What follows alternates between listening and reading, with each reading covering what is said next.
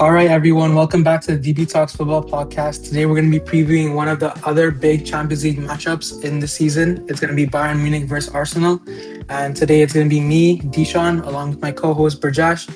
And we're going to be joined today by our friends. We have a Bayern fan, Hello, my name is Ishan. and we have an Arsenal fan. Hi everyone, my name is Madhav and thanks for having me on. And yeah, they're going to represent their own clubs. So let's dive straight in.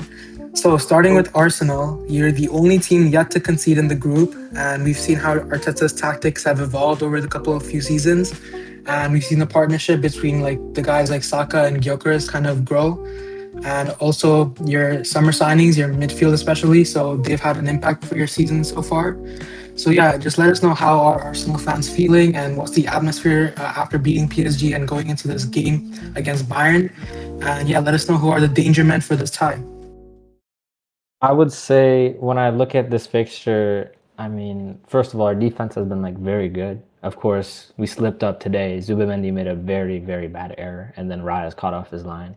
And then before that, we conceded 2 to Sunderland, which is not good for us. But overall, our defense has been probably the defining trait, along with set pieces.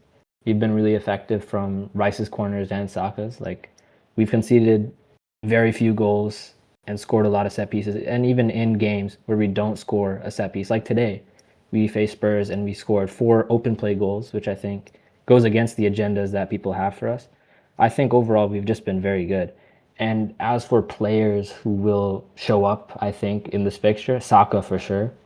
When you have a left back like Stanisic or whoever is going to be starting there, Guerrero, I'm not really sure. Alphonso Davies is out, but even against Davies, it was in 23-24, we faced Bayern in the quarterfinal, and Saka scored inside, I think it was 12 minutes. So I think Saka's one player to look at. Trossard as well. Trossard's been in really, really good form. He has the most GA for us right now. He's at 10 GA. So I think Trossard, Saka, striker is going to be a bit tricky because Marino might play there. Gyökeres is still injured. Off a hat trick, he could start. We don't know. It could be a lot of rotation as well. Because something I think that's hard to predict there is that these two teams, we're the top 2 teams in the UCL right now. There's not much stake in it for us because we are already basically guaranteed top 8.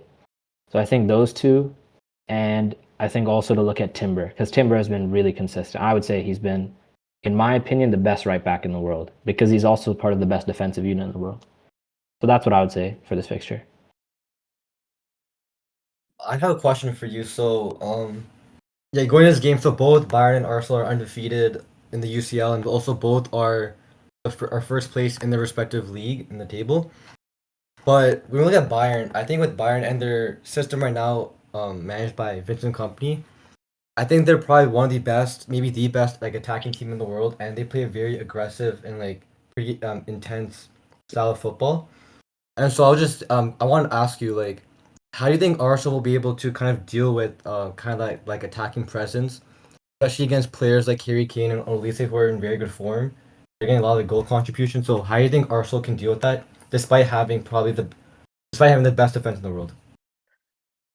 Well, I think you just said it yourself, right? The best defense in the world, but it's going to be a team effort. It always really is. I look back to the last 2 seasons even when we really started to step up on the defense. And players like Martinelli and even Trossard, they're posted up basically at the left wing back position sometimes when they need to be. So this team is really not afraid of backing back and helping out. You see it with Saka as well, helping Timber. I think Bayern are very good. Let's be real. They have some insane attacking numbers, even Kane. And missing Gabriel is really, really huge of a blow to us because I think Gabriel, he really did well against Kane in some North London derbies when Kane was still in the Prem. So it's going to be tough not having Gabriel, but I do think our depth is just going to be too good. And our defense, I think, will maintain a good standard. It's probable that with Bayern's attack, we're going to concede maybe a goal, especially considering we've conceded 3 in our last 2 games. But I think it just comes down to team spirit and how much we want it. You look back to some of these other games where players are running back from a set piece. We had a corner, I remember. I think it might have been against Fulham or it was against Atletico. everyone was just running back because they really want the clean sheet. We want the record even in the Prem, and we haven't conceded a single goal in the UCL despite having played Atletico, and they beat Madrid 5-2 in La Liga. I think that goes to show just how good we've been. So I think it's just about team effort and then our depth. Okay, thank you for your input. I do kind of want to use this time to, guys, I guess, like, let the Bayern fan Ishan talk a bit, but give my input about, like, Bayern and, like, how he thinks they'll face against Arsenal. So Yeah. So, all right, we'll send it over to Byron. So, you guys are unbeaten in the group. We've seen how efficient company's pressing system is, and how players like Kane have been on crazy goal scoring form, and Olise's creativity. So, yeah, let us know what's the fan perspective heading into this clash. And we've seen that you guys have a couple injuries and suspensions going into this game. So, yeah, any other news to watch out for? For sure, for sure. So obviously, everyone's playing very well together as a unit. Company system, allows us to exploit that space. And as Madhav said, everyone's kind of playing as a unit. Everyone's playing very defensively, but you see all those defensive players also pushing up. You see them trying to make plays. And just we're keeping majority of the possession in every game. So I think, defensively, the tactics are just very in place. When we look at suspensions, obviously Luis Diaz is out, but I think most fans want to see Lennart Carl step up. He's been excellent. He's been scoring, and he's one of those players that's just so creative. He can get the job done. Okay, so you look at players like Gnabry who have been just so consistent recently. We obviously saw Gnabry, and maybe you could even say Kimmich and Neuer had a little bit of a fall off in recent years, but company systems kind of brought them back to life. Um, so I definitely want to see Gnabry starting, but he is injured. But I think most fans are hoping he starts because we need him. We've seen those other bench players come on and try to cover that position, but they've just not been clinical. And then Gnabry steps up, and then we just start scoring goals. But I hope Tom Bishop plays. He's been excellent. He's a good attacker, and he's also very good defensively. So his playmaking is necessary. But pretty much the focus is on trying to cover Luis Diaz. He's been clinical for Bayern, obviously. And with him out, I think we're gonna need one of the youngsters to step in. And yeah. Yeah, I just had a question for you. So you mentioned you enjoy players like Olise, Kane, but specifically Gnabry. I just think like recently this season, he's like had a resurgence himself, and he's gone back to his old form where he used to cook up in the Champions League in past seasons. So yeah, just let us know what can you let us know like why this has happened maybe, and like what's helped him so far this season.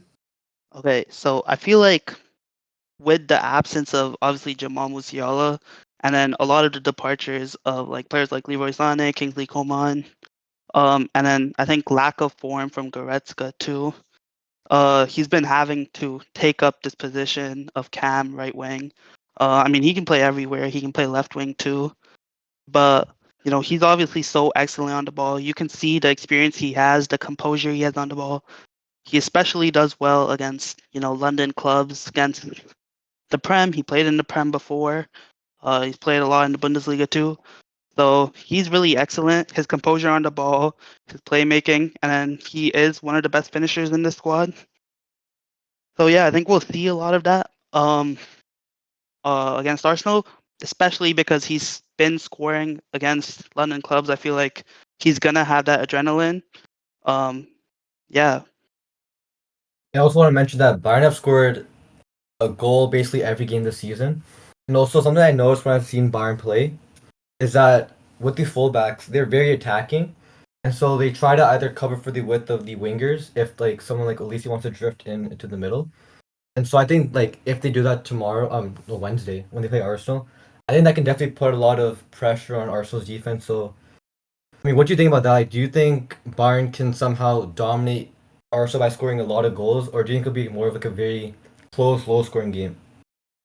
Yeah. So as you mentioned, players like Olise, Kane, and even Gnabry, I don't see much of Luis Diaz doing it, but he does drop back really far too.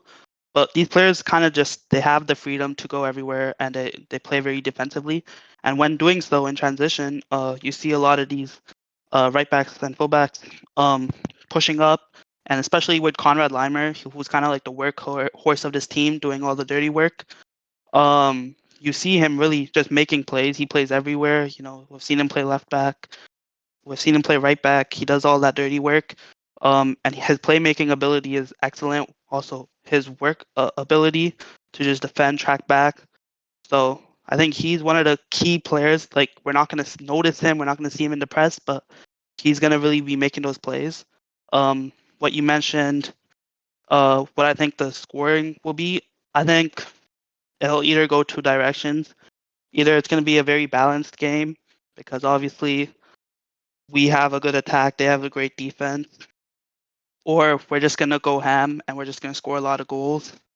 I don't see us losing this game, but I think we're going to scrape a win. We're going to get maybe a 2-0 win just because of the creativity of those wingers.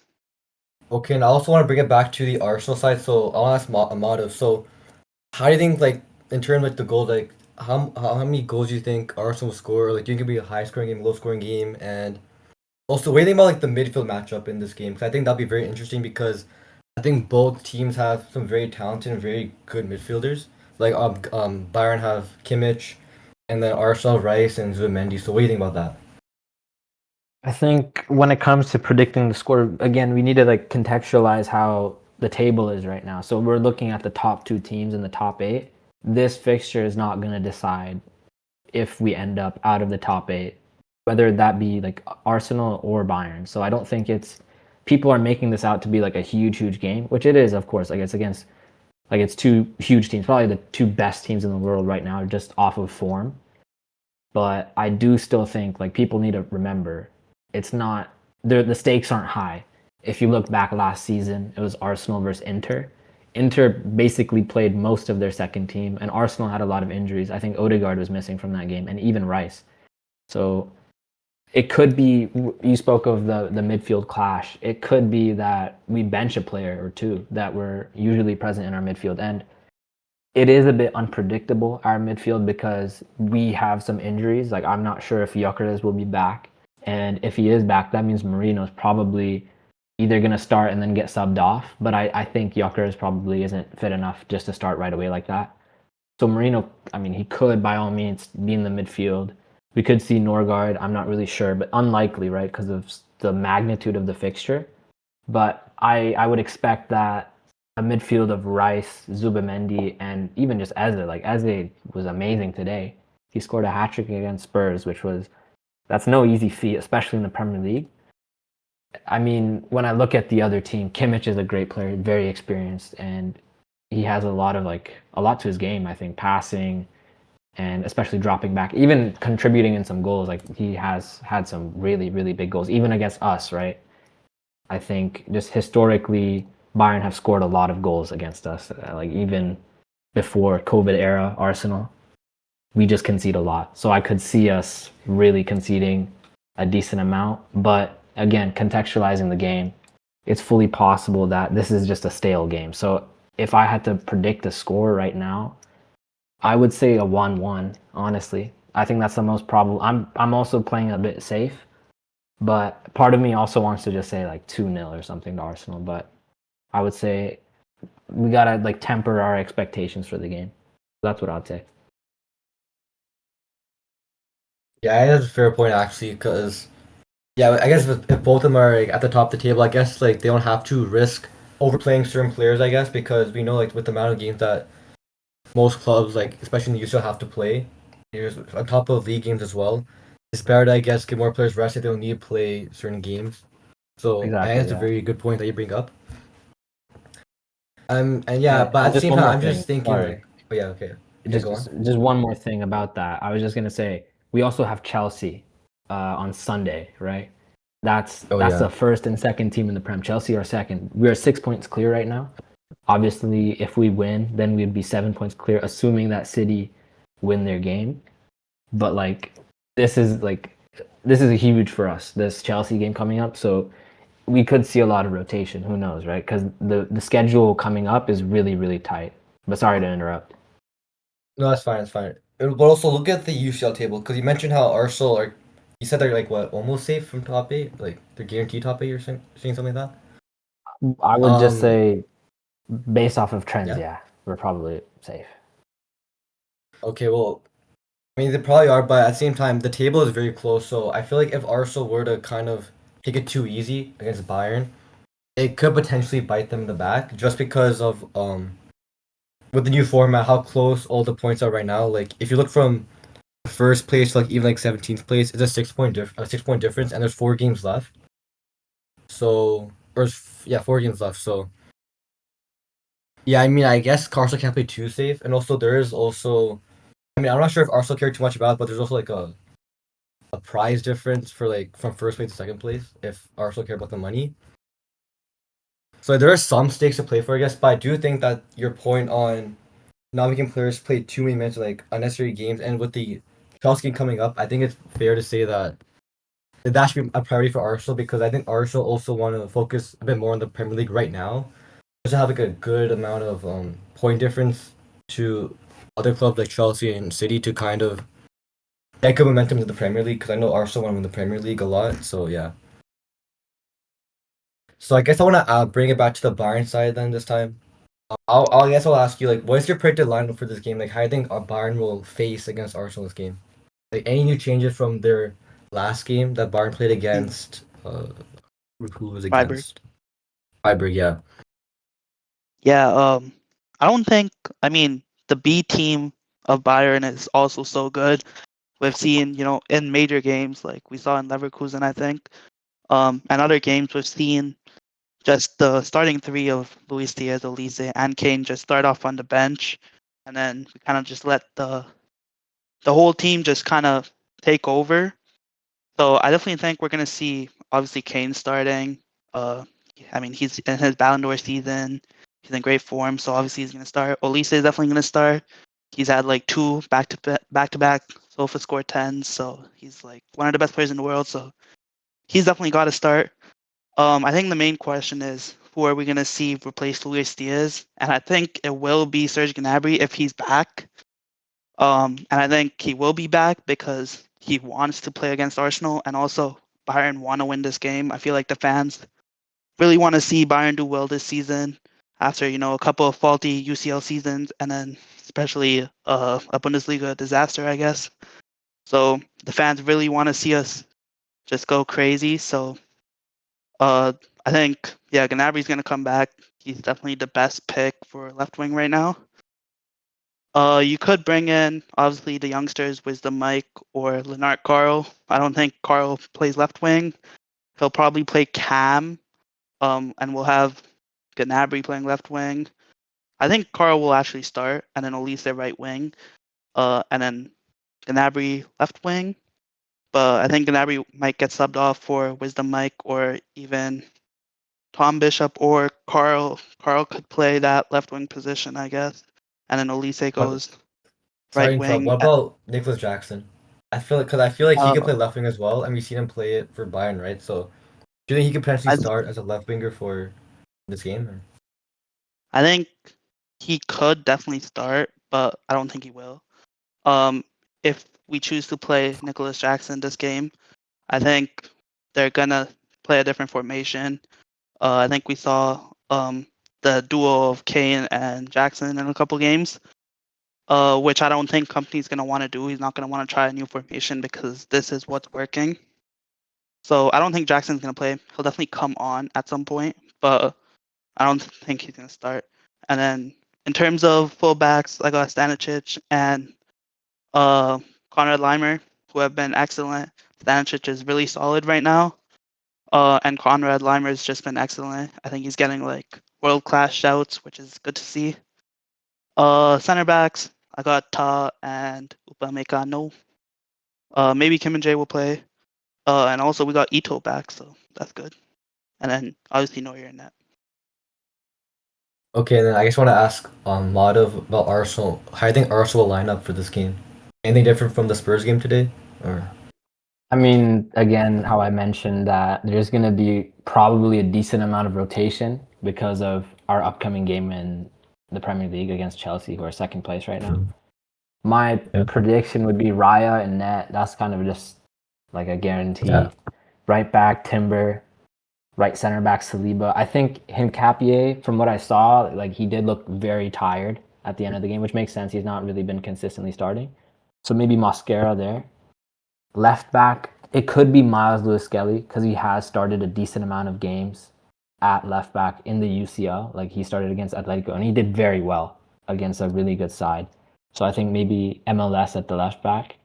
In midfield, my prediction would be Rice and Zubamendi at the double pivot. In front of them, this is where I think it gets a bit tricky.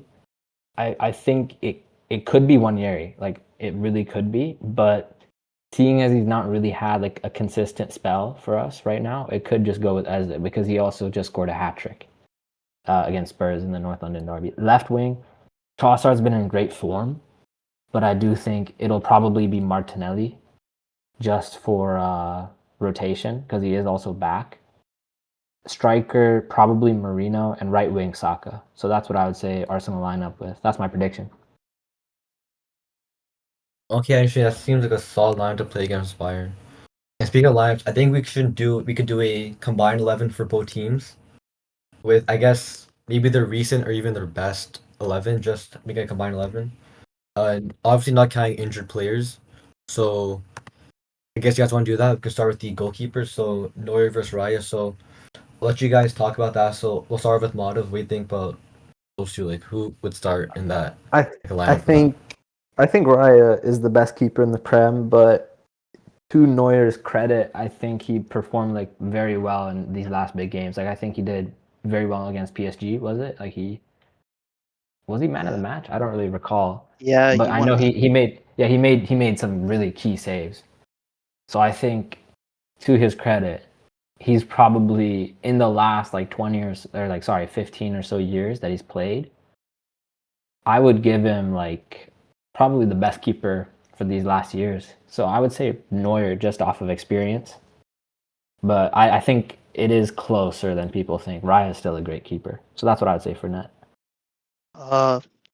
Yeah, I mean, obviously Neuer's the GOAT. He came off injury. He had a couple of people that just, they doubted him, but he's back now in his great form. But yeah, honestly, I would say Raya though. Raya's been great. Obviously Neuer has the experience, but I was ready to give this to Raya. Oh wow. yeah, Okay, maybe and we also switch it to Raya. yeah. We also have a special guest, Piyush. He was in the Barca Chelsea preview video. So yeah, Piyush, what are your thoughts on the Raya versus Neuer for this combined 11? Yeah, thanks for having me back on the podcast. It's great to be back. And honestly, I think these are two of the best keepers in the world. I think Raya is the best in the Prem right now. And Neuer, obviously, with his experience, has been great for a long, long time. And many people claim to be the best keeper in history. So this is a very tough matchup, and it can honestly go either way. But I think I'd give it to Raya. But it's very, very, very close, in my opinion. Yeah, I think it's really close. Yeah, I'll just give it a Raya as well. I think yeah, you mentioned they're both very good. I think for me, I think Raya's a bit better because I think with Neuer, he's much more older, so I think he does have some of his like slip up moments. So I mean, even though Raya did slip up today with the Richarlison goal, I think overall, I think Raya's just better this season. I would also say Raya, like that's a perfect shot. Like I know Richarlison gets a lot Yeah. of hate, but that was like very, very good. To be fair, like if Raya was even just a little taller, like you put a Courtois in that situation, he probably would save that. But Raya still has been like a great keeper. So I do understand that like you guys are giving it to Raya, so I respect that. I was maybe trying to be a little like unbiased, but yeah, I can see Raya winning it. But Neuer as well, like you mentioned mistakes.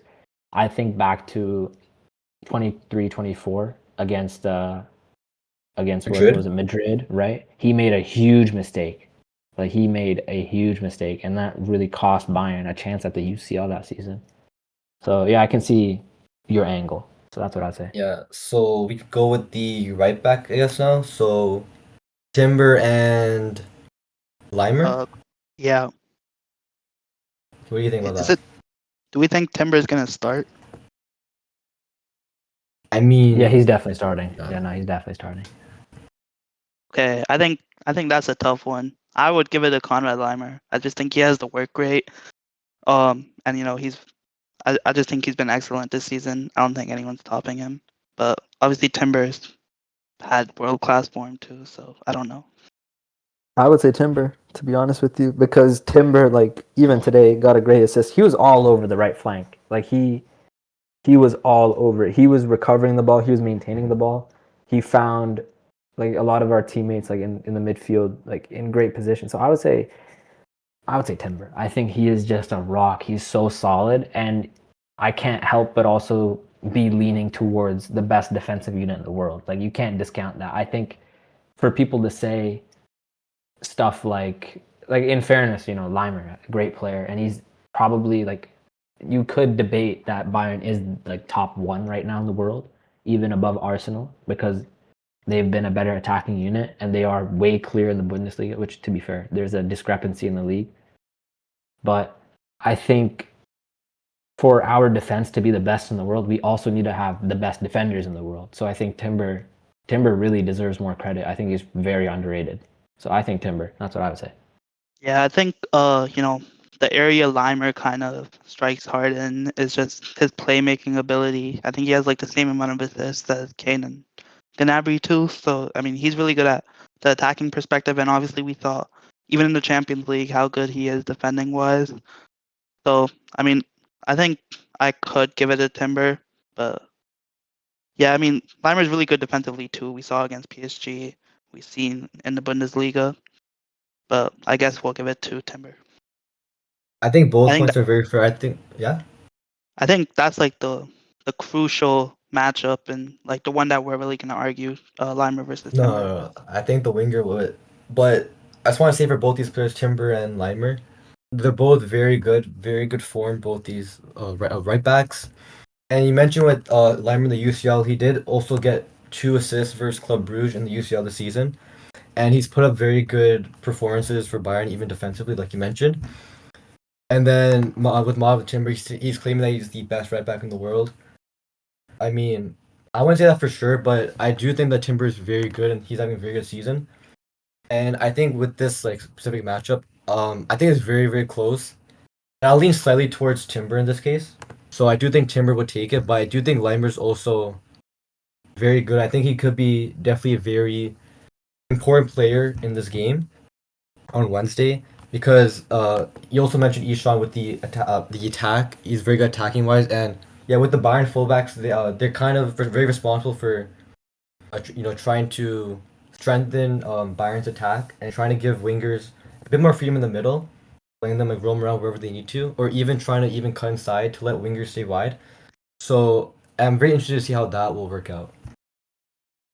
Yeah, I'll give it to Timber too. I feel like last season, it was 2 seasons ago, it was really Ben White in the right back position. But now Timber's fully solidified himself as like the starting right back for Arsenal. And I think he's had a world class season so far. So I think I would definitely pick Timber. So I guess Timber gets that. So we can go move on to the left back now. So I guess I'm not sure what Bayern's left back would be. Would you say Guerrero or Stanisic? I think it'll be Stanisic. Guerrero is obviously he's really good defensive wise. And he's gonna make those runs, but I feel like Stanisic is he's regarded as the more informed left back. Okay, Mob, you think Calafiori should it'd be Calafiori, right, playing? Yeah, I mean, based off of who we've played at left back, Hincapié is not played. I think he played like off the bench for us one time there, maybe against Fulham it was. I don't really remember. Because it was like such a short game for him. It could be, I mean, it's not Hincapié for sure. Miles hasn't really started many games other than in the UCL. So I would say Calafiori. Like he's a very unpredictable player. Like he'll pop up in just the most like wild pockets. He scored against United this season already in the first game of the season in the Prem. But last season, like he has scored some crazy goals. And he's also gotten very close as well. He's hit the woodwork, I think, this season against Fulham. And he even scored a crazy offside goal against Fulham He scored against I think it was Wolves also last season when we had a red card, and he's also scored a crazy goal against City. Like he pops up in just these most unpredictable areas, and he does a lot of damage. He is a bit. Sometimes he can be reckless defensively, like he'll show too much space to the attacker, but still, like we have the defensive capability. Like we have left wingers that drop back. We have Declan Rice who mops up as well, who helps double team the right winger for the opposing team. So I'd say Calafiori. I think I've also seen Arteta say, I think Arteta said this, but Calafiori, that he brings like some like more presence, energy to Arsenal's team overall. And also you mentioned like the angle thing. I think he also said that he likes those weird angles. Like he's good with those weird angles. So yeah, I think Calafiori is definitely very, very good. And we saw like, I guess dating back to like the Euros and like kind of where he got very popular, I guess, with the Bologna. So yeah, I think he's definitely very talented and he's having a good season as you mentioned. So, but do you think he would start in this combined 11? I think so, 100%. Do you want to rebuttal that, Yushan, or do you think Oh, Calafiori also we're talking starts? about Calafiori, right? Hey, do you think he starts in the 11, or do you think Guerrero starts? Well, I feel like the argument is, an attacking left back versus a really, I'd say more definitely defensive left back. And I'd say Stanisic, honestly, he takes the cake because he's just so versatile, playing left back, right back, and he's just like a rock. I feel like he can make those. He can also make those, offensive plays. Had a great assist. He's had a couple definitely key passes. But I think defensively, that's where he kind of shines. And then he's just really good at just being like rock hard there, and then just tracking the man. So I feel like he definitely takes the cake there. He has Stanisic, right? Yeah. For me, I'll go Calafiori for this one, because yeah, I think agree with a lot of things that Mav said about Calafiori, and I also think that he's just very good and having a very good season. So I do think that he would start in his 11. And also with Stanisic, I mean, I don't think he's played like, I think with him it's like it's rotation between him and Guerrero. So I feel like Yeah. I don't feel know, I like don't think either are Stanisic bad. Stanisic gets like a really bad rep just because he has like a really big shoe to fill with Davies, obviously one of the best left backs in the world, injured. And then he has like a couple weak performances, but I feel like he's really consistent now. I feel like he's really good. So I definitely think he'll take it, but I get the argument of Calafiori. Yeah, and also Stanisic also can play like right back as well. So I mean, Yeah. I don't know if he would be better in the left back position specifically compared to someone like Calafiori. So yeah. Yeah, I think I would give this one to Calafiori. He's having a resurgence almost, like even last season when he got brought in. Miles Lewis Skelly towards the latter half of the season started over him. But I think he's injured or something. Now Calafiori is fully taking that starting spot. So I think I would definitely give it to Calafiori here. So yeah, I guess Calafiori wins the left back. So we can go with the left center back and right center back. So I guess we can each give like both of those positions. So yeah, anyone want to start off with that, or? I can start with that. Yeah. I would say, and also just a quick note, Miles is not injured. Calafiori had a bit of a knock, so he was brought back from international break early, but he was fit. That's why he played against Spurs today. But for center backs, like I think if Gabriel was fit, it could be like a Gabriel Saliba situation when it comes to the combined 11. But I honestly, I'll concede the fact that Saliba's actually not been impressive. I know not everyone really watches Arsenal as much, but this season compared to even some moments in last, and especially in 23-24 where Saliba was like on the top of his game, I think Gabriel has really just done the most out of all of our center backs recently. Not even just in set pieces, but he commands the back line very, very well. And I think back to like even just like smart moments, not even just brute force. I say thinking of like Spurs away last season where he scored the only goal to make it 1-0 when we had a lot of injuries at that moment. So that was a really that's just an example of the brute force he has, but he's also very smart. We see 23-24 against United. He plays the offside on Garnacho, and that really changes the result of the game. We would have lost that 2-1. Sorry to bring that up for Bajesh, but we win 3-1 with a Jesus and Declan Rice goal.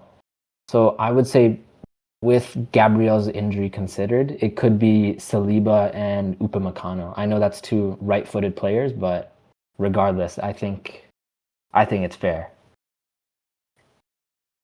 Yeah, I definitely agree with that take. Obviously, we have some. I feel like Ta gets a really bad rep just because he's a little bit slow. Where I don't even see the slowness in him. I feel like he's still really good with his IQ. He can make those plays, and he's definitely Bundesliga proven. But I don't know if he will be the better center back out of those that Arsenal duo, anyways. Just because he's not that Champions League proven, but he's definitely really good. But yeah, as you said, I think it would be Saliba and Upamecano.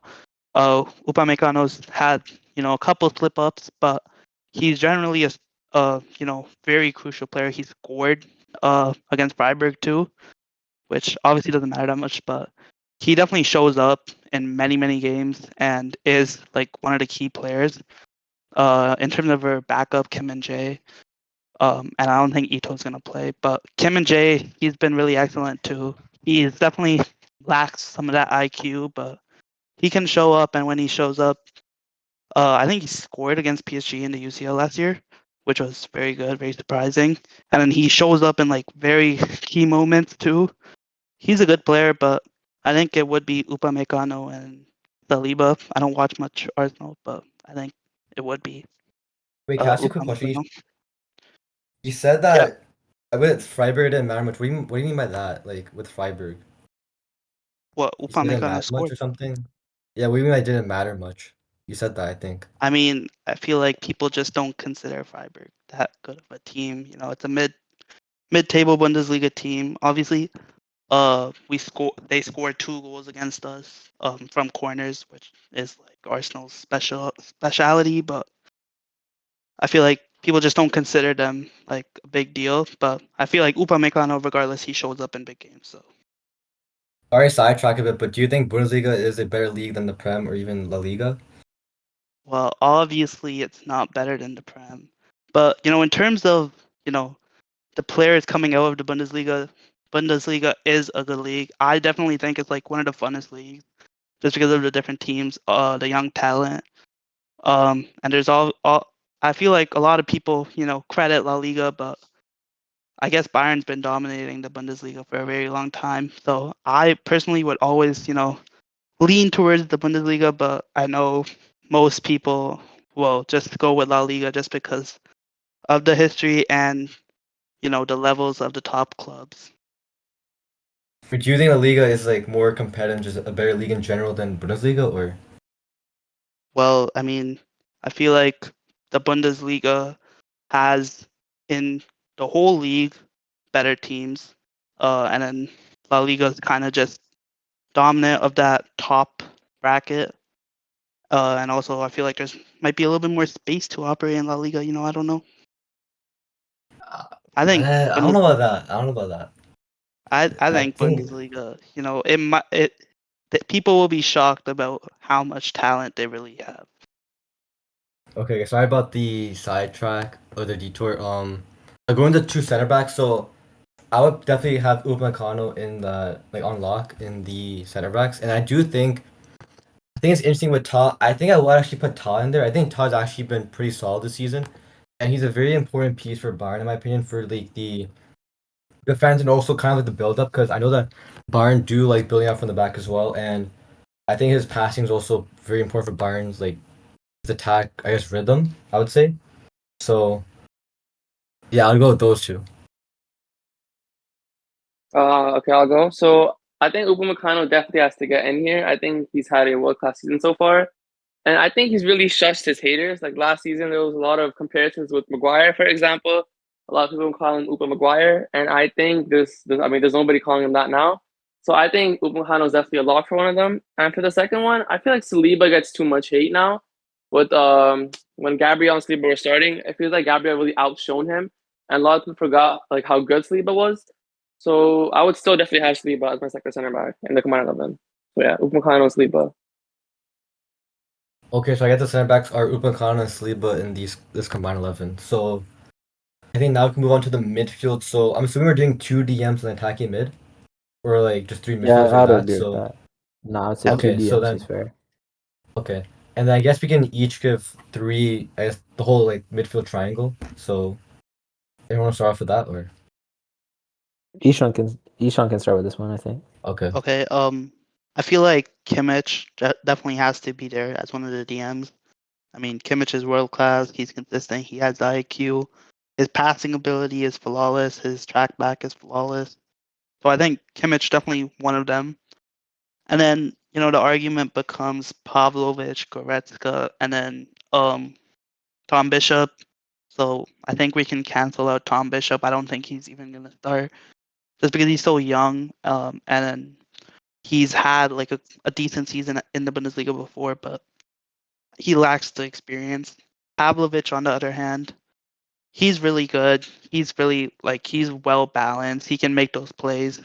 He's a great passer. He can track back. So, I would say Pavlovic definitely fits in there somewhere. But I don't watch a lot of Arsenal again. Goretzka, I wouldn't put Goretzka in there, and I think fans would agree with me on that. I love Goretzka. He's been in this team for so long, and I want him to stay and then have a great comeback season like Gnabry, or I guess you could say Kimmich too, with just the lack of form. I guess people and the media saw from Kimmich. I never really saw it, but Kimmich has always been consistent, I feel. Yeah, but I don't think Goretzka gets in there, but I think on his day, Goretzka might get in there. Wait, sorry. So you said Kimmich and who? Pavlovic. As So over DMs. Rice and like, I mean for like in a combined, you said you have Pavlovic over like Rice and Zubimendi as well. Okay, I would have Kimmich there, and then I'd say Rice as the two Rice. DMs. What about the attacking mid, or like the Attacking 10 more? mid. Well, that's where it gets complicated because who's gonna start at cam? Would it be Olise or would it be Gnabry or would it I even think you be assume Gnabry. I would say Gnabry for now.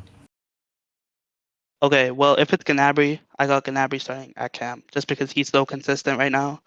He's in form. We have seen when he steps up on that pitch, he makes the difference. Even in big moments against like the Super Cup final in Stuttgart, he stepped up. He won man of the match that game, according to FootMob.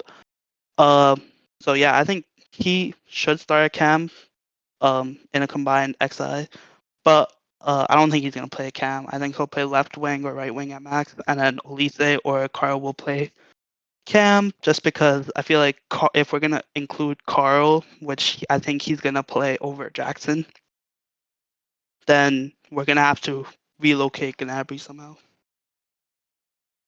Okay, yeah, fair. I think I'll agree with you with the double pivot. Even though I will say with Zubimendi, I want to give him some flowers. I guess I think Zubimendi's been very, very good and very important for Arsenal, and also in general, he's just a very talented player. So I do think like Zubimendi is definitely you can definitely make an argument for him in this combined 11, but I would go with Kimmich just because of how he's mentioned how consistent Kimmich is. He can he's everywhere. He's very energetic. He's very talented. He's a good passer, good defender as well. So, and he also can definitely he has a good shot on him, so he can definitely score some goals outside the box if he has to or something like that. So, I think Kimmich just is that good. Even coming off last season, where I think he was having a very very good season. Definitely one of the best midfielders in the world last season. So, I think he kind of carried that on still this season. I think he's still been good. So. I would definitely have Kimmich there, and then Rice, kind of similar to Kim. I mean, Rice was definitely also one of the best midfielders last season as well. So, and he's still showing it this season. I think he's still one of the best midfielders, and probably definitely top 5 midfielder in the Prem, maybe top 3. So, yeah, I would have Rice there as well. But yeah, I think Zubimendi is also there's an argument for that, but I wouldn't put him there just yet. And for the 10, I guess being Eze and Gnabry if he plays there, I think. That even though Eze scored a hat trick today, I think Gnabry's just been better overall this season so far. So I would put Gnabry there just because of that, and I think also Gnabry's been solid in the UCL so far, so I think I would have Gnabry there. I think I'll just jump in now, but I think in the double pivot, in my opinion, you spoke of Kimmich being really good last season. I think a lot of that form was found at right back, if I'm being honest with you. So I think Kimmich is great, no doubt, and he's like part of a like probably again the top one best team in the world right now. There's a really really good chance for them. I think Bayern like to be hailed that way right now. But I think Zubimendi and Rice, like I know Zubimendi is still new into the Prem, and before that, all he really had going for him in terms of accolades would be, winning the Euros in 2024, where he stepped in again. We need to like keep this in mind. He stepped in for the MVP of the tournament and the eventual Ballon d'Or winner for that year, Rodri, and he bossed it. Like he did so well against England. I think it's just that he's early into his stint at Arsenal, so I think given time he'll get more credit. But right now, I still think he deserves it. I think he needs a spot in this combined 11. He did make a big error today, in fairness, against Spurs, where he lost the ball when he could have just passed it away. And then, fair play to Richarlison. He just lost it in the most perfect way possible and catches Raya off his line from halfway, which is pretty wild. But I would say in the midfield, I'll take Rice and I'll take Zubimendi.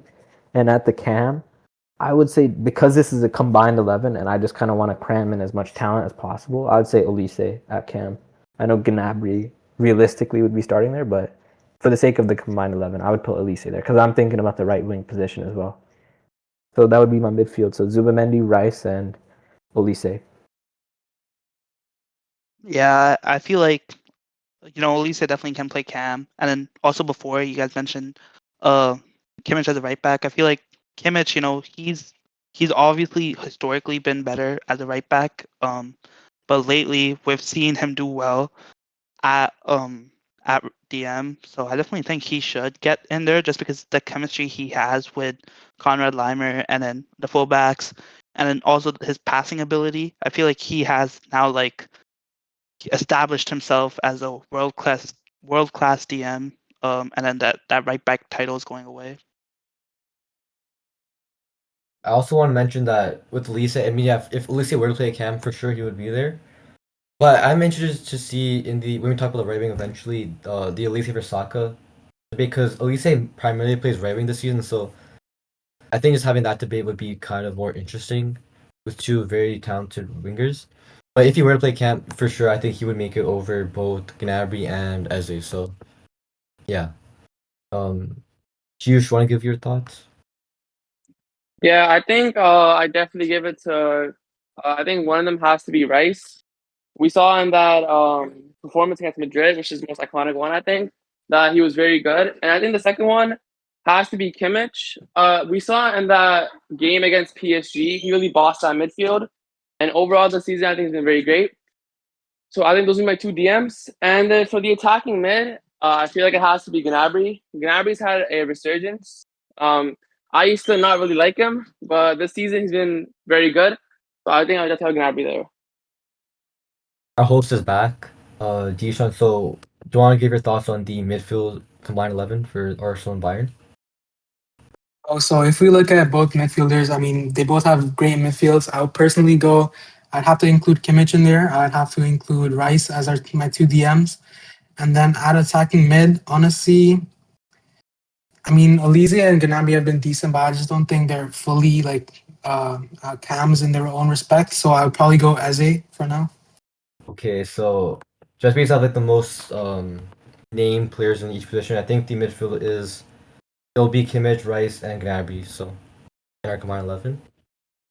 And then next we can let's talk about the left wing.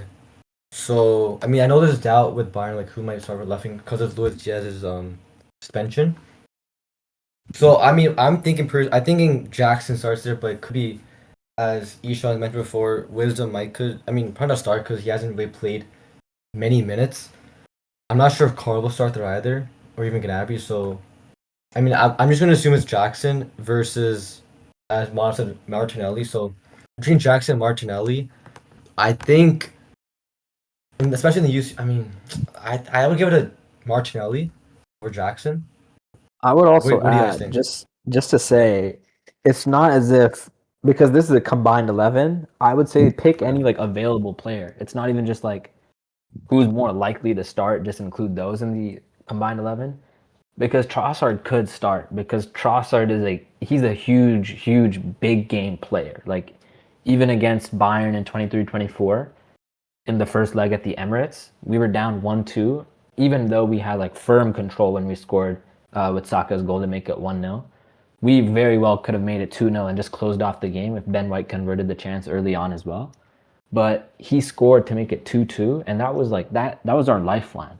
And even today, he scores the opener against Spurs in the North London derby. I think back to even before the international break, he scores a screamer to make it 2-1 against Sunderland outside the box. I think in his last 4 games in the Premier League, he's had an attacking return. So he's just been like top of his game this season. In the Prem, I would say especially. Martinelli in the UCL, probably one of the it sounds kind of funny because I know he has a pretty bad reputation, but I think he's been one of the most informed left wings in the UCL. If you look at his GA especially, he's bagged like almost every game, if not I think every game, with the exclusion of whatever he might have missed. I think he might have missed the last one. I don't recall because it has been a little while. But I mean, I think Trossard or Martinelli get in over Jackson at left wing, especially considering Diaz is suspended. But if Diaz wasn't, I would probably give it to Diaz. Yeah, fair point. I do think Diaz has had a very good season as well. I mean, he did score a brace against PSG, but he did get the red card. But yeah, with your point about like using available players, and that's a fair point. And I think with Trossard, I think Trossard has definitely been very good for Arsenal. If you look at just also the GA, like he's been scoring for Arsenal as well. So I think he's a very good shout. I think if you were to do like a Trossard versus Jackson versus Martinelli, I would actually give it a Trossard over Martinelli. But yeah, I guess Trossard Martinelli, I think will take it over any Bayern left wing right now. Also, just to mention, Trossard has the most GA of any Arsenal player this season. He's at 10 GA. So like that just goes to show how good he's been, I think. Okay. Okay, You gotta go. Yeah, obviously, when Luis is injured, it's kind of given us, not a lot of left wingers available. Jackson, he's had his moments at Bayern right now, but I wouldn't say he gets over any of those Arsenal left wingers anyways, just because I feel like he's not been that consistent. He's been good, but he's not been consistent. Lennart Carl, I don't, if he was to start at left wing, I feel like he would be successful, but I just don't see it happening. And then obviously Gnabry we put at cam, so that wouldn't work out. So I would give it to one of the Arsenal boys. It's not to discredit Lennart Carl. I feel like I'm gonna back my boy here. He's really good. He can get the job done. He's so creative. And then obviously Olise wouldn't start at left wing. I mean, Olise could have started at cam. That's his natural position, but I feel like right wing is kind of where he's flourishing right now. So I'd give it to the Arsenal guys. Okay, does Deshaun or Push want to give some input on who you think will make this combined 11? Yeah, I guess I'll go. So if it's between Trossard, Martinelli and Jackson, I think I would give it to Trossard. He's had a pretty good season, and I think in the Prem he has like 6 GA or something and 8 starts. I feel like that's very good. And there's a lot of rotation risk, but if we're just talking just generally, I think I would go Trossard. Okay, so I guess Trossard gets into this lineup.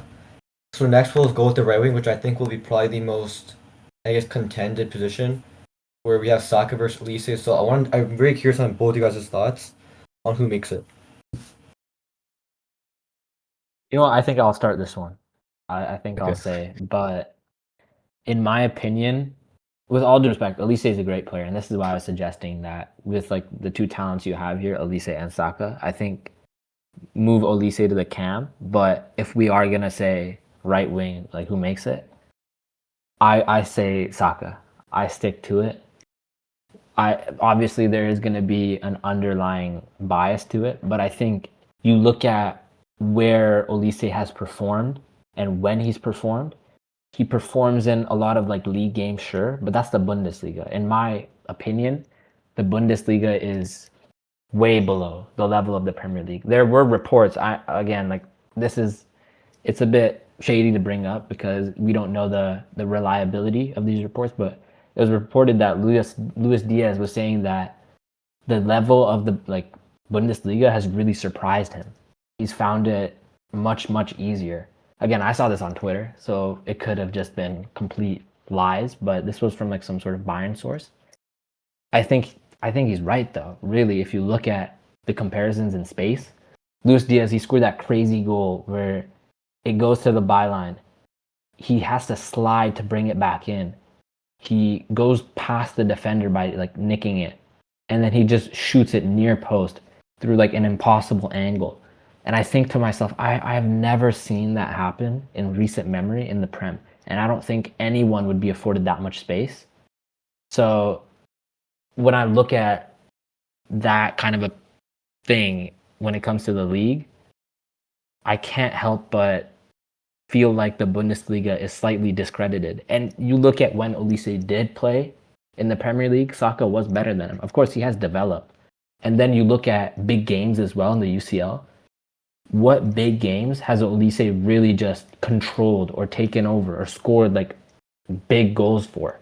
I think, PSG in the group stage last season, of course, we did lose in the knockouts against PSG, but Saka scores a goal there, and he was a great like performer there. He even scored in the knockouts against PSG in the second leg.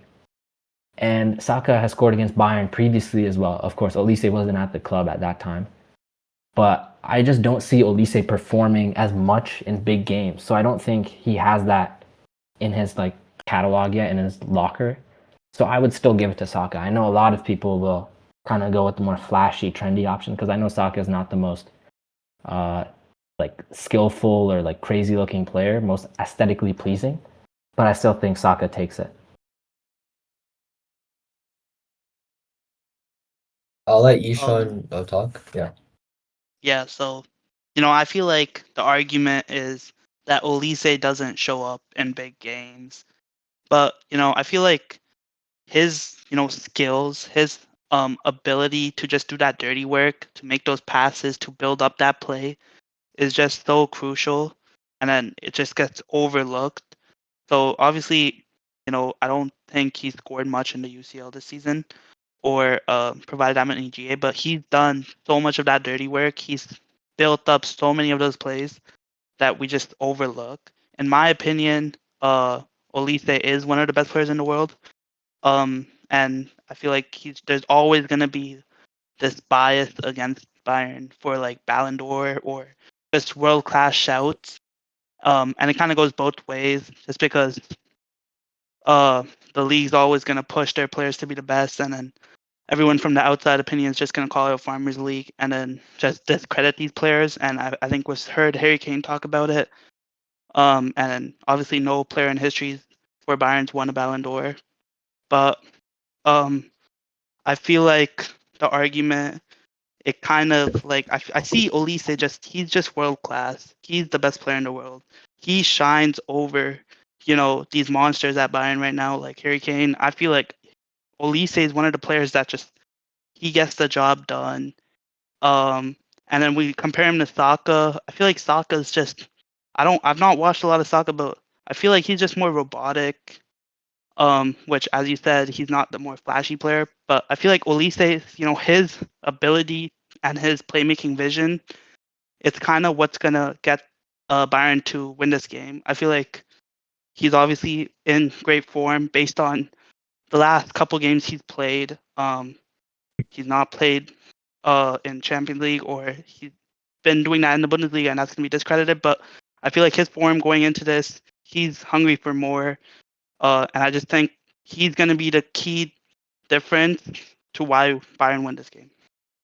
So I'll always have Olise there. That man deserves all the glaze in the world. I'll say one thing. Okay, Glaze is interesting, but just to bring back that point of the leagues that we're talking about here, like think about some of the big money signings we've seen, even just this season. Xavi Simons from Leipzig to Spurs. What has he done? He's assisted once, I think, and it was like from his first game as a corner. That's all he's done. Today, you watch him. He has done nothing against Arsenal. He took 2 shots. One was straight at Raya, and then the other one was dragged wide. None of them had power. And you look at Wirtz, who has just not done much at all either. And for huge price tags, it's really just not good enough. When I think of players who have made it in the Prem that have like really smashed it, I think of Haaland. And at least of recent memory, if someone wants to correct me and bring another name up, that's all I can really think of. I really don't see the Bundesliga measuring up to the Prem in any way, if I'm being completely honest. So I think it's still really unfair to like really prop up Olise and call Saka robotic, where he might not be the most aesthetically pleasing, again, like compared to some of these more flashy players, but he does the same job. He still has players surround him just because of how effective he is. And then you look at the opposite of that, who goes from the Premier League to the Bundesliga. Olise is literally an example of that. He went from Crystal Palace to the Bundesliga, and see just how much he lights it up. And Luis Diaz, he was very inconsistent for Liverpool. And again, these reports of him speaking on just how easy the Bundesliga is in terms of space, in terms of how much time you get, in terms of the space to run into especially, there's a big, big difference there. And I think you can't just ignore that, in my opinion. So I would say Saka would still make it over Olise, and the league discrepancy is still huge. Yeah, obviously, there's always going to be, obviously the Prem is a better league than the Bundesliga. We're not crediting that here. And also, when I mentioned no Bayern players won a Ballon d'Or, I just meant in recent history, because obviously historically they have. But when we're comparing, Olise to Saka, and we're talking about the progressions, I feel like Olise, obviously he's improved, but I feel like we're just gonna have to see, how much he has improved, and I really feel like Olise is just gonna make that big difference this game, and this is his season to kind of prove the world and establish himself as a world class player. Obviously, we see the hype building around him. He's getting world class shouts. And then a lot of people are complaining he doesn't have the statistics to back that up recently, just because he was pretty similar with Gnabry in stats and GA against like this recent games that have come up where Gnabry didn't play. And I feel like that kind of discredits him just because he's being compared to these other players. But again, that dirty work he does is just flawless. And then the playmaking ability, I feel like we're just gonna have to wait and see. But I definitely think Olise is just a better player, and I feel like there's no arguing it. There's always going to be the debate of Bundesliga obviously being a weaker league than the Prem. I mean, historically, we've seen great signings from the Bundesliga to go into the Prem and then become one of the, the best players in the Premier League. But yeah, I feel like there's always going to be a debate. But I'm always going to stick with Olise. I just think he's going to prove the world wrong this year. I just want to add one more thing. I just want to say one more thing because I know I'm dragging it a little bit because we've been on the right wing subject for a while. But also, can you name some of the times that Olise has like performed in like really big games in the UCL? I know he's only been here for the past 2 seasons, but could you go over them? I mean, bro, you look at every single game that he's played so far. I mean, you're not going to see it just because the statistics don't come up. But you look at Leverkusen, you look at even PSG, Chelsea. We saw him in the Chelsea game. We saw him how lethal he was. He was making those plays. We saw him make that crucial own goal that he played the ball into. I feel like from last year, we've seen a big jump just because last year we had Musiala, we had Davies in the squad. So he didn't have that creative ability. And then, one of the reasons that this Bayern squad has improved so much is because we have seen just the chemistry within these guys, and we obviously didn't have that many new signings. We had Luis Diaz, and we had a couple of Bundesliga signings, and the expectations were so much higher. We wanted, Volta Messi, we wanted Bert, and we didn't get them. And now Olise, under company system, he's just been able to operate so much better. And then, obviously he's not been statistically great in the UCL, but I see the vision. I see him crushing this. So Wait, So also, I just have one quick question. So, Ishan, you mentioned earlier that no Bayern player had ever won the Ballon d'Or. I don't know if you want to clear that up or not, but if we paid attention, you would know I said in recent times, obviously historically, in different generations, but Lewandowski, he clearly deserved the Ballon d'Or. Ribery came close, and then there's always going to be that Ribery argument. So I'm just talking about in wait, recent about that years. Ribery argument, do you think Ribery should have won it or No comment. what? Okay. No comment. No okay, comment. we'll move on because it is kind of late, and also we've been here for a while. I'll just quickly say that for me with the Olise and Saka debate, um, I just want to say that these are both very, very, very talented, very good players, very good wingers. I do think the best winger right now though is Lamine Yamal, but between these two, Olise and Saka, I think they're definitely top five, maybe even like top three, both of them. I'll think about that more, but um, I think for me, I'm just gonna go Olise just by a bit though. Even though I think they're both very good, I think if I'm not mistaken, was that Saka injured a bit at the start of the season or like during the season? I'm not He did too have sure. a spell. Yeah. Yeah, he did have a spell where he was out. I think after Leeds, where Madueke Okay. replaced him. Okay. Yeah, and also with Olise, something that I've noticed is that also he is with his style of play. I think it benefits Bayern a lot, and I think he kind of makes Bayern's attack just so much more stronger. And it just makes because Bayern have I think Bayern might have the most goals scored. I'm not too sure about that. I think they right now have the most goals scored. I think per game or something or expected goals. There's a statistic about that. So I think just with that, Olise is just a very crucial piece of that, and I think with him, he's also very is like both his feet are like very strong, and it kind of helps Bayern's attacking style because he's able to either send across or drift inside and shoot. So I think I'll lean a bit with Olise there because I think he's shown it a lot more this season. Yeah, I think these are two of the best right wingers in the world. Obviously, not number one. We know who that spot belongs to. But Yeah, I think I Olise. would just edge it to Olise here. But it could honestly go either way. And I think we'll see the better player on Wednesday. Okay, so I guess Olise gets that spot. We'll quickly go striker. So Kane Just and give Kane. Just give it to Kane. I mean, do you want to say anything about Marino? Because I mean, he has scored a lot Oh, of speaking goals. about, I yeah, think I this guess season. Jokeres is injured, but I think Marino, I'm gonna be honest, like I know people do joke around about him being like, oh my God, look at him, like turn the 6 upside down, it's a 9 now, but he is like, in my opinion, he can be a bit like short-sighted. Like sometimes he will miss a very obvious option, or he will lose the ball, like keep it for too long, whether he's in the midfield or from the false 9. But today, in fairness, or I guess now it's yesterday, against Spurs, he played a really good ball to Trossard, which was a great goal. But yeah, I mean Marino, for his aerial ability, like he's great for sure. But Kane is just miles ahead. Like we are also talking about an out of position player. But yeah, no, Kane for sure. Yeah, I was going to say Kane. I think definitely takes this. He's been one of the best strikers in the world.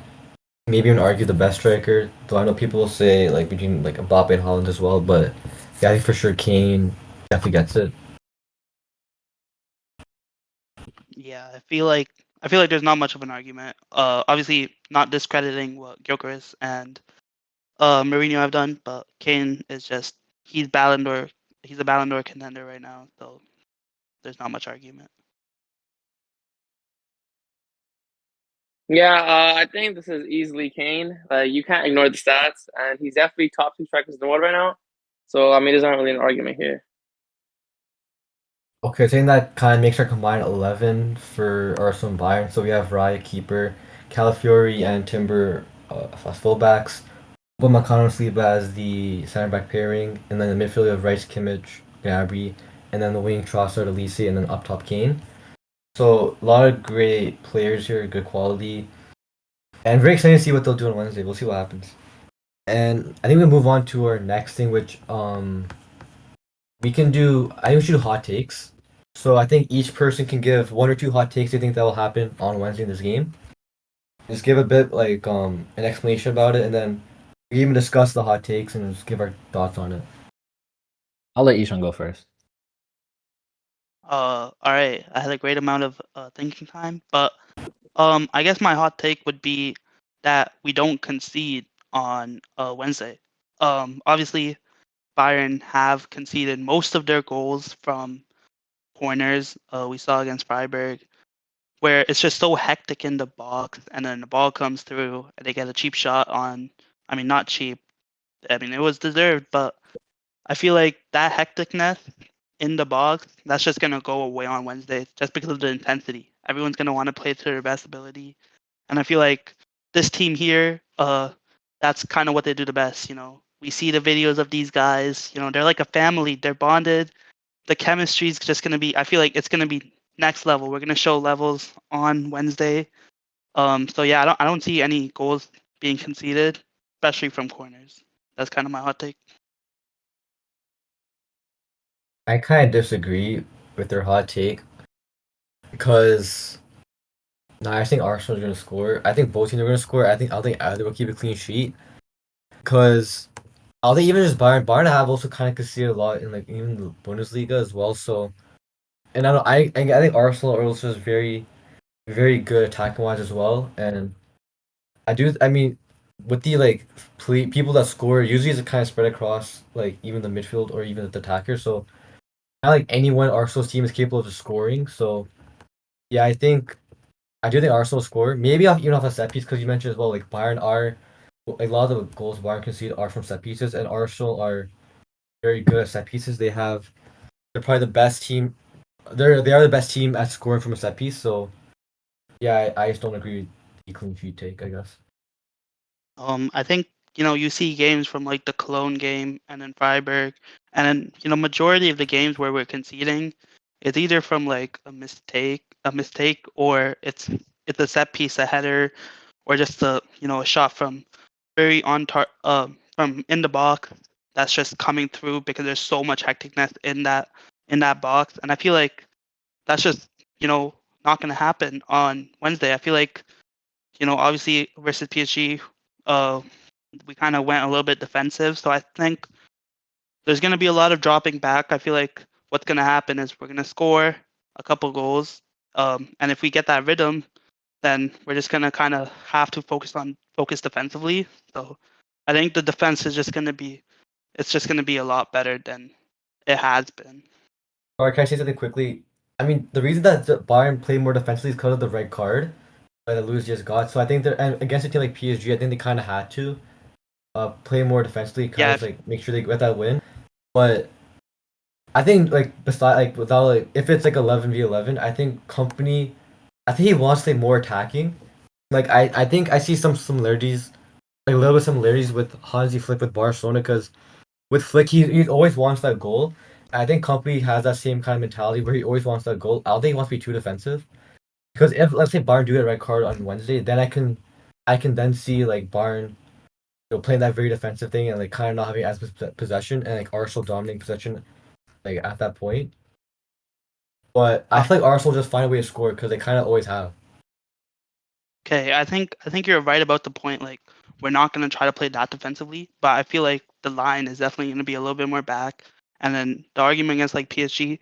Now we're not talking about like Bundesliga teams. We're talking about like top 3 teams in the world. So I feel like the tactics, they're going to be similar. Obviously we're going to want to exploit that space, but we're definitely going to have to play more defensively. And we've seen, even the more offensive-minded players in this team just have to drop back and keep. We're just going to try to keep that possession, and then have to play more defensively. So. I'll get the forward. Cool if I anyone jump else. in now, I think. Yeah. Yeah. So, first of all, I think Brajesh said it pretty well. Like Arsenal have scored in every game but one, I think, and it was against Liverpool, where we conceded a pretty crazy free kick from Szoboszlai. So I think besides that, we have scored. We've always found a solution. And the Sunderland game where we did have difficulty, we were able to adapt in that second half. We did really well, I think. So I would say we will score. So that's the one thing. And for my hot take, I think the game will be probably more boring than people expect. I don't think it's going to be like a blockbuster or anything like that. It could be, it really could, but I think it'll be an interesting watch because of just how big the teams are. But yeah, no, I think it'll be more boring. That's my hot take. Maybe it's a bit cold, but if I had to make a more hot take, it would maybe be that Bayern honestly don't score. But that is a bit more bold given that Gabriel is injured now, but that's what I would say. I'll quickly comment on that. Yeah, I agree. I disagree with that as well. I even mentioned I think both teams will score. None will keep a clean sheet just because. Yeah, I mentioned Bayern. Bayern have scored every game so far this season, and also just with their with Kompany's philosophy and just the way they play. I think Bayern are just so attacking. I think that even with Arsenal's very strong defense, I think Bayern will find a way to get goals off that. Maybe a pen. I'm not sure. I mean, because Bayern have won pens as well, but even just with someone like Kane who's played Arsenal many times before, he has experience against them. Also, he's in just very good form. I think he will definitely find a way to score. I think Olise is someone who Olise and Gnabry are both players that have potential to do something, create something. So yeah, I do. I mean, from what I see, I think Bayern do score. I want to introduce then Haytham, who he was also on the Chelsea Barca video last time, the preview, and he's here to give a hot take. Hello. So, given the fact that Gabriel's been injured, Can you speak louder, please? sorry. Given the fact that Gabriel's been injured, I do predict this will be more so a feast for our Bayern. We've seen how they've come against teams with injuries, and we've seen how they come against teams with more so set back lines. I do think again, as Bayern have the best right winger in the world, Olise, I do think this will be more of an upset for Bayern's side. I don't really agree with that point at the end you made there, but I guess we'll let that go for now. Wait, so what do you mean, what kind of hot take? Do you mean Bayern will score what? 8-0 or something, or what? I do think Bayern would keep a clean sheet against Arsenal here. No, I mean, Ishan kind of brought that take as well. I don't really agree with it, but I mean, we'll see. We'll definitely see on Wednesday. I think Also, I this just want to say Bayern one team- thing. I think it's outrageous to say that Olise is the best right wing in the world. I don't think he has enough big game credentials, to be honest. I think Yamal is firmly number one right now. Yeah, I completely agree with that. To disagree here. I think I disagree too, but obviously the argument's always going to be, he didn't play that many big games, but I think he'll prove that wrong. But also what Hatham said, I think, Bayern this year, they just haven't turned off, and they're going to find a way to score. You just see the intensity switch in the style of play when they're down. We saw it against Union Berlin, where Harry Kane scored that crazy header. I mean, it wasn't crazy, but it was a good header. And then even against smaller teams, we've just tried to, capitalize as much as we can. So I think we see Bayern. It could go both ways. It could just be a very dry game and not a lot of action, just because teams aren't pushing into that space. And then obviously Arsenal does very good defensively, or we just switch up and then they just go ham. Okay. I just leave my hot take. I think what will happen is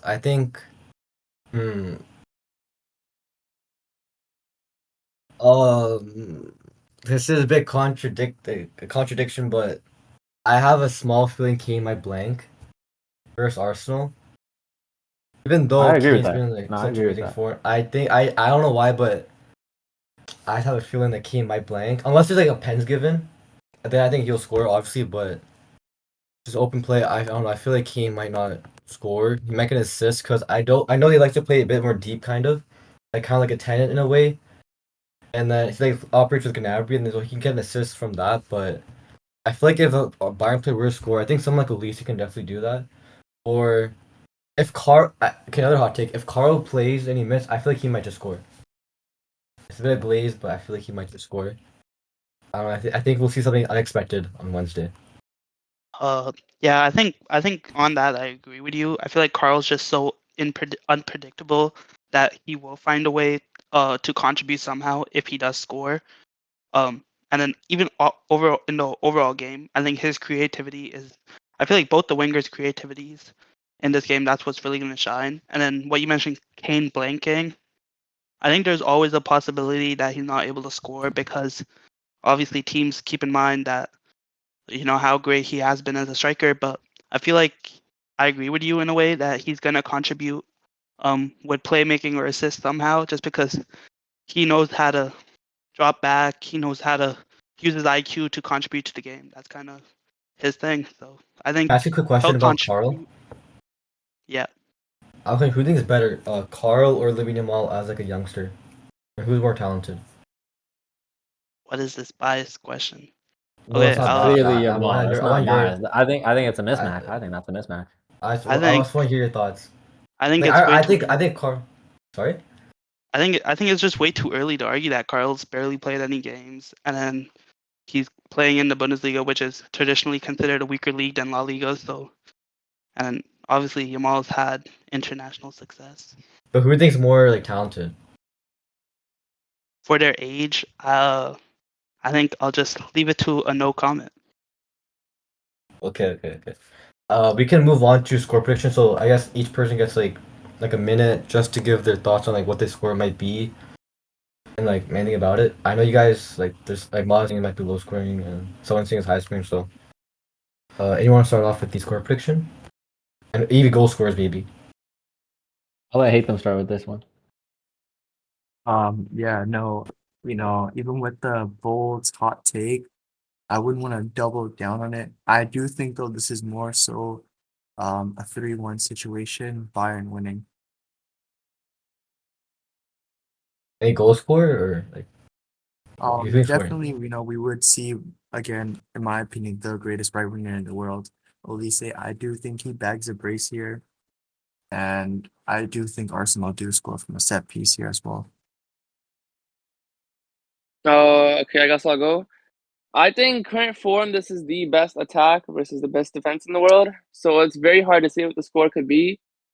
And I kind of agree with Madhav, but I think it'll still be 2-1 Bayern. Like they're undefeated in the UCL, and I just think they'll scrape it with the win here. So yeah, I'll say 2-1 for Bayern. Just because everyone's being like, I'll say Bayern 6, Arsenal 7. But if I'm being honest, it's probably gonna be 1-1. That's like my like conservative take, but a real score prediction, like me, the Arsenal fan, I would say Arsenal 2, Bayern 1. Hey, for this game, I've been mentioning it all throughout. I feel like this is just like Olise's proving point. So I think he contributes with a GA at least. That's what I expect him to do. We've seen him go up against in the PSG game against Nuno Mendes. We've seen how clinical he can be in certain moments, and then this is where he proves that he's just a big game player too. So I think he'll bag a goal. I think it will be 3-1, like Hatham said. I think Serge Gnabry, he gets a brace.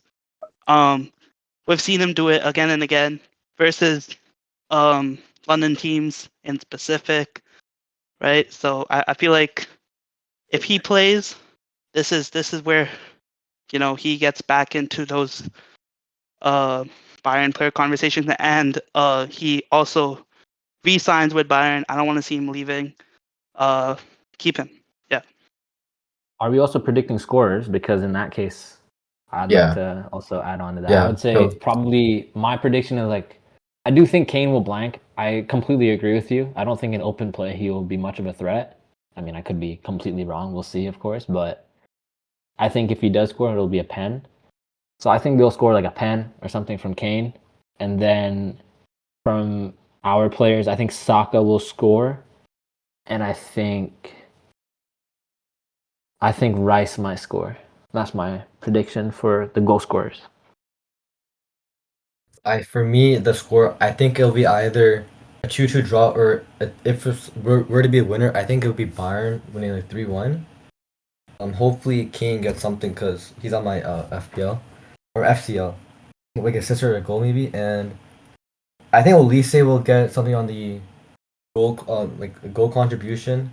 Because I don't know, I feel like Olise will perform this game. I'm not too sure. And on Arsenal side, I mentioned Saka. I think Saka can definitely score. I think Saka is someone who can definitely turn up in like big games like these.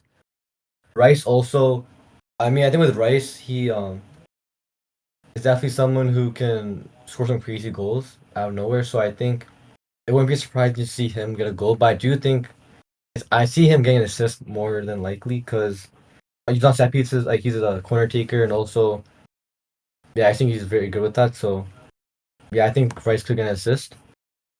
And then Isha mentioned Gnabry. I think Gnabry could definitely get a goal here, just because his form recently he's definitely been good. So there's that.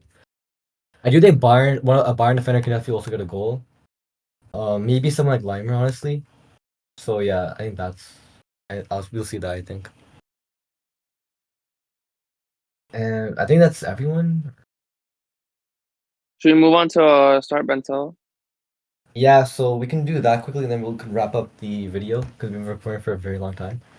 So, I guess we can start with forward. So, we'll do a start bench sell for the forward. So, I guess the three I'll mention are Saka, Olise, and Gnabry. So, start bench sell for that. So, what do you guys think about that? I guess I'll go. So I think the sell is unfortunately very obvious. I think it has to be Gnabry here. And again, this is just the Olise Saka debate, and I just prefer Olise. So I would start Olise, bench Saka, and then sell Gnabry. Well, actually, Pew, sorry. I think probably better if we do 2 starts, 1 bench, 1 sell. So, Well, then you would have to give me 4 players. to do that, and then I'll give you. I think Trossard's fair.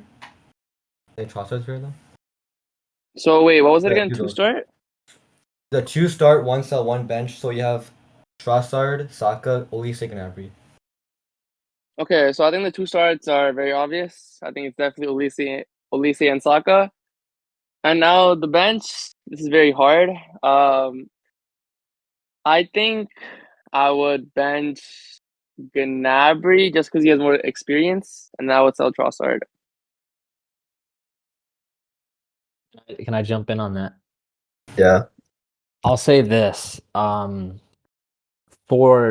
Trossard and Gnabry, I'm pretty sure that they're either similar in age or Trossard is older, but experience, I guess in the UCL, that's Yeah, fair. it's in the UCL, just like The- those 4 goals sure, against right. Spurs, which our friend Ishan likes to bring up a lot. Right. Yeah.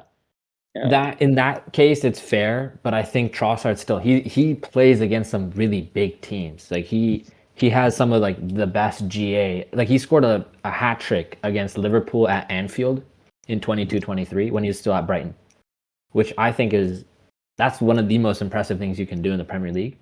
So with that 4, I would say, and I'm going to be honest with you, before I do say the starters, which I think are pretty obvious, I think Trossard has been overall better performance-wise than Saka, but I think Saka has a higher ceiling and he does better in bigger games. So that's why I would start Saka and Olise. I'd bench Trossard, and I think Gnabry is a very easy sell. I think people, I'm going to be honest, I don't think people have been watching Trossard this season, which is why they're underrating him. But yeah. And a reminder, he has the most GA this season for Arsenal. He has 10 GA. So just a reminder of that, just how good he's performing this season. No, yeah, I'll let definitely. Ishan talk because I know he's a big Gnabry fan. What do you think, Ishan? Okay, obviously I'm gonna start Saka and Olise, but if we're really talking about like who has been clinical for Bayern, it's we have to include Gnabry. Like he's been so lethal. And if we're going off GA, which I don't think Olise is worse than Gnabry. I think they're both really good players. Obviously Olise is better. But before the Freiburg game, Olise and Gnabry were on the same amount of GA, and Gnabry had played a lot less minutes. So, so obviously Gnabry, he right now his confidence is like he has peaked in confidence again. It's so great to see because a couple years ago he was being hated on by literally every Bayern fan. Everyone wanted him out, and then things after the Dortmund game last year, I think people just kind of understood that this guy could really do something if he had the opportunity. And now, with big names gone, he's having that opportunity again. So I think Gnabry, honestly, he's really underrated. But so I would start Olise and I would bench. I'd start Olise and Saka, and then I would bench Gnabry. I'll just quickly give mine. So yeah, I mean, everyone kind of mentioned Saka and Olise starting. So yeah, I agree with that. I think they're two very talented players. Some of the best in the like top 5 in their position, I think.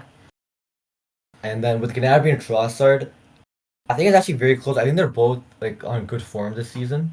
I think they're both very impressive. But I will bench Trossard. I think with Trossard, I think I like his goal scoring ability and just his goals in general, his goal catalog. I'm kind of impressed by that. Even though Gnabry scored a very good goal this season, I'll give it slightly to Trossard. And Gnabry, I'll sell him even though I think he's very talented. I'll probably sell him to like Saudi. He can play with Ronaldo at Al Nassr. That's very rude. I think Gnabry needs to re-sign for Bayern. I know Liverpool and Juventus want him. And obviously he can go there and perform. But Gnabry is really good, man. I think right now, if Where he's did you hear those playing, Liverpool rumors? I saw him in a group. I can pull him up. It's in a group chat. I think they were on Twitter and also on FootMob. There was like an article around it where Liverpool and Juventus wanted him. I don't think either. I mean, I don't know. I don't think I don't Liverpool think could use him. I don't think Liverpool really need that profile, if I'm being completely honest. Aging, and he's I playing in a know. position where they've already heavily invested. I don't think those reports are reliable at all, if I'm being honest with you. And I don't I think think FootMob really reports on transfers like that. I think I can pull it up here. Give me uno secondero.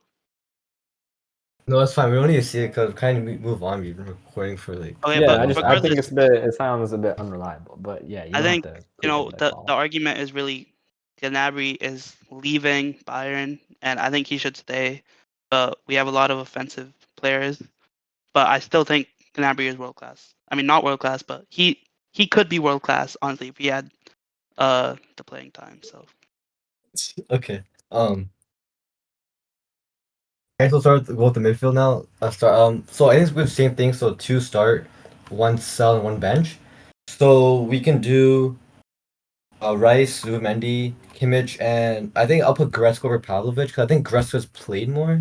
Or Ishan, who do you think should be there? Goretzka or wait, Pavlovic? Between Pavlovic. Goretzka and who's played more? Pavlovic? Okay. I We'll think. do those for them.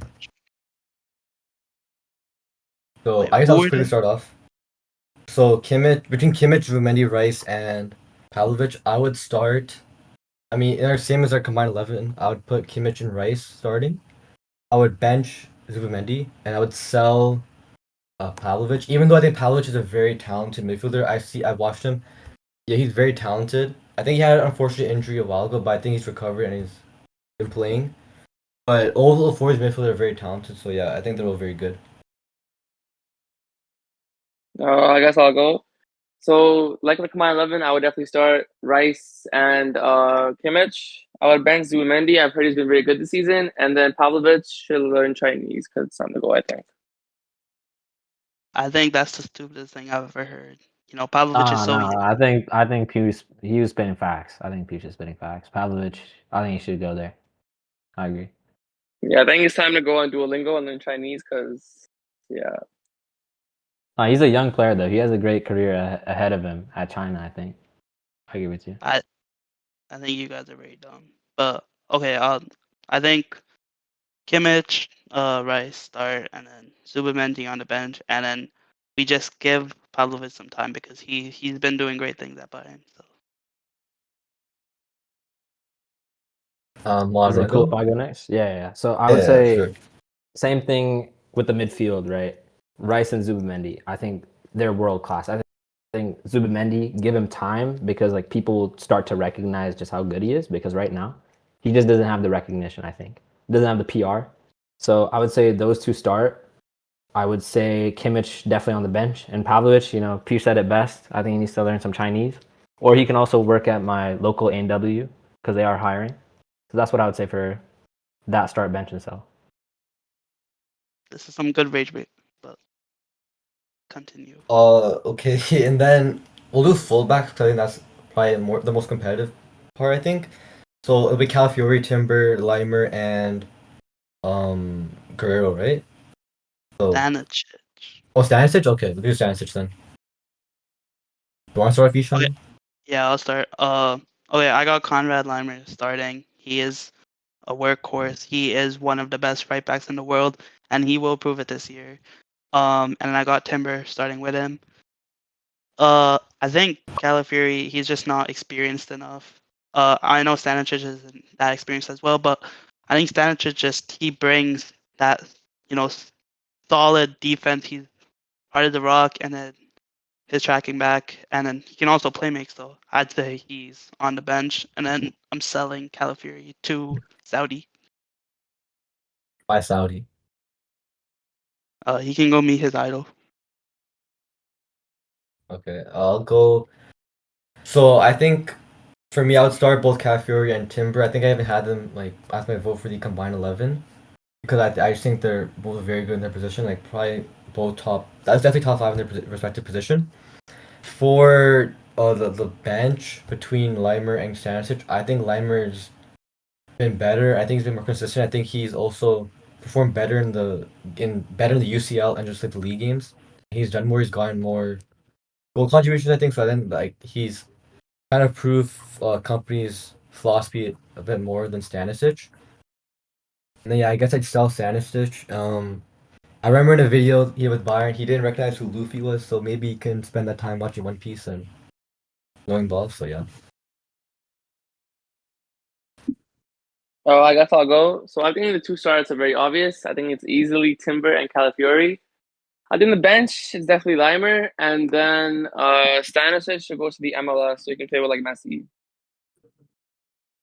Okay. So that's it for the start bench. So I think we've done enough. Bring it back to our host, Dishan. Or wait, Mono. Sorry. I forgot Mono. Sorry. I was gonna say, bro. I would say Timber and Calafiori start.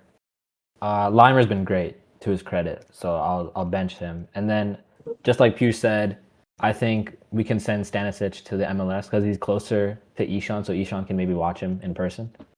So yeah, I completely agree with that, Madhav. I think it's a very good take. And yeah. Yeah, no facts. Mav, do you think Miles Lewis Skelly would start over Limer or Stanisic, as a fullback? I mean, to be fair, Miles is a left back, right? And he's also more of like an inverting left back. So there's a difference there because I think Limer is primarily right back, and sometimes he even plays in midfield. So to that end, I haven't watched enough Stanisic to say.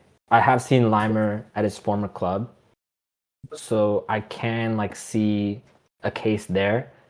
I think Miles just for his lack of experience, but to be fair, we say lack of experience, but last season he went to the Bernabeu and he played so well, and he also bagged an assist against Madrid at the Emirates.